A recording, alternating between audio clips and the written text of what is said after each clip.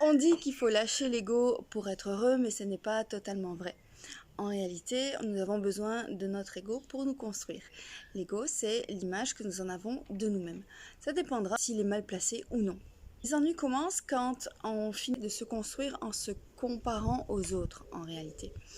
Donc, il se peut qu'on se met en haute position, fait style qu'on a une haute confiance en soi, mais en fait, je dirais que c'est du faux self. C'est une stratégie où on va se mettre en soi supérieur et comparer aux autres en les faisant se croire inférieurs. C'est une stratégie de détruire ou diminuer les autres pour se donner l'illusion d'être supérieur et d'être mieux que les autres. Donc c'est une façon de pouvoir essayer de se construire dans cette illusion-là. Donc là, l'ego est mal placé. Puis il y a ceux qui manquent de confiance en eux, qui auront plutôt ce positionnement par rapport aux autres, où ils se sentiront toujours inférieurs aux autres. Pas assez. Je ne suis jamais assez, je ne suis pas assez bien, et se comparer à la réussite des autres, tout ce que les autres font et réussissent, et donc toujours se sentir en situation d'échec. Et puis il y a Monsieur Narcisse. Alors lui, il ne se compare pas aux autres, il se sert des autres. C'est-à-dire qu'il va s'entourer de personnes qui va pouvoir lui permettre de se mettre sur un piédestal, une cour de personnes qui va gober tout ce qu'il raconte et le porter au nu. Ça va lui apporter des gratifications, la petite médaille, ça va lui permettre d'exister.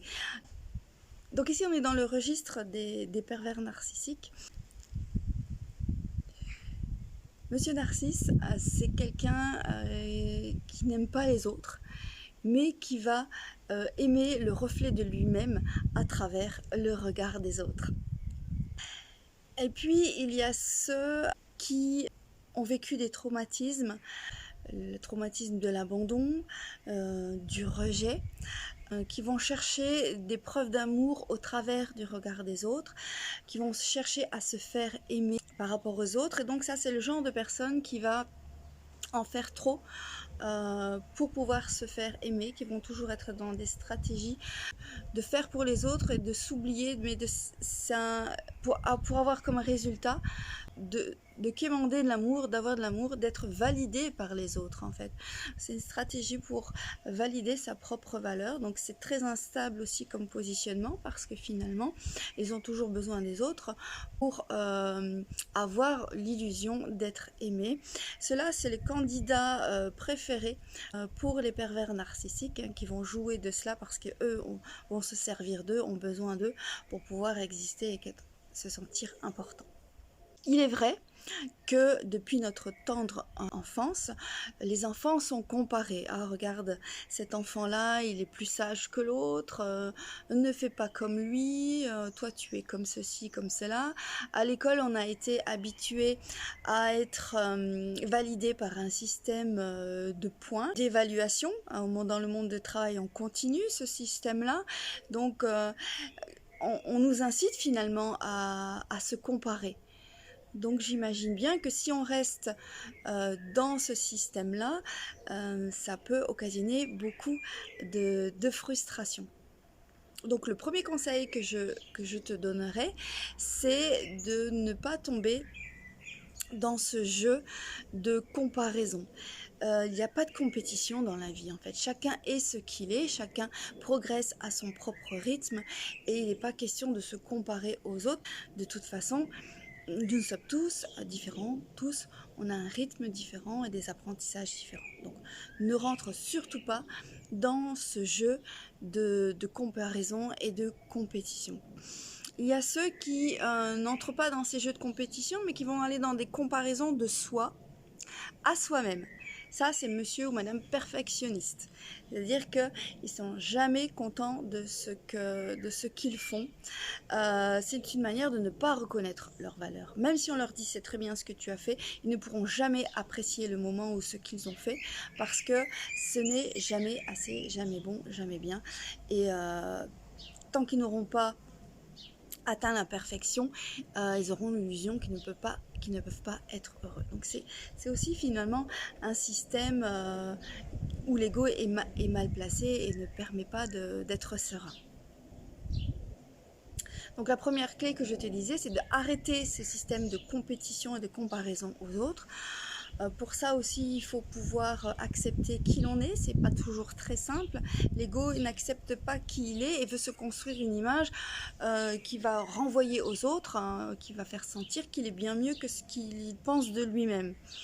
Donc ça aussi, c'est des frustrations de ne jamais pouvoir être soi-même. Donc accepter ce que l'on est. Non pas accepter dans le sens de la fatalité, mais accepter que peut-être qu'aujourd'hui c'est comme ça, mais que vous en avez conscience et que la prochaine fois, ça pourrait être mieux. Alors ça me fait penser à une autre clé que l'on trouve dans les accords Toltec, qui est fais de ton mieux.